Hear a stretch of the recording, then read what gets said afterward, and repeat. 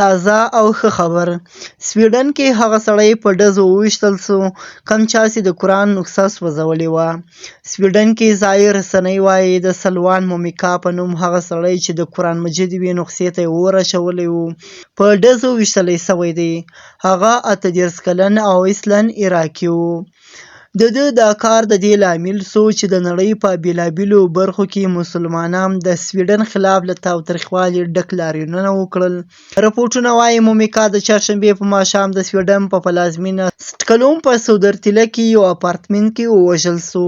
بلې خواته د پښتون ژغورنې غورځنګ د مرکزي کمیټې غړی علي وزیر چې له 8 میاشتو نه په بلوچستان په جیل کې بندي دی، هغه ته نن د بلوچستان حق چوکۍ عدالت هغه ته ضمانت ورکړی و او نن ماښام یې د خوشي کولو امر سوی و.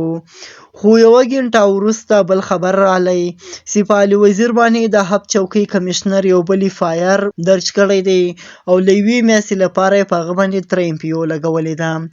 یاده دې وي علي وزیر 8 میاشتې له مخه په اسلام آباد کې یو موټرسایکل د ده له موټر سره ټکر سوی و چې له هغه بعد پولیسو ونیو او د اسلام آباد سنټر جیل ته یې واستولو.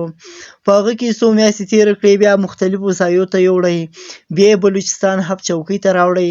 له هغه بعد کې تاسو ته معلومه ده چې علي وزیر 2.5 کاله جیل په کراچۍ زندان کې تېر کړ. نو نن د هغه د ضمانت ورځ و، هغه ته ضمانت ورکړی و، خو د ضمانت باوجود د حق چوکۍ کمشنر علي وزیر باندې 3 MPO ولګوله او د 1 میاشتې لپاره یې بیرته په زندان کې واچاوه.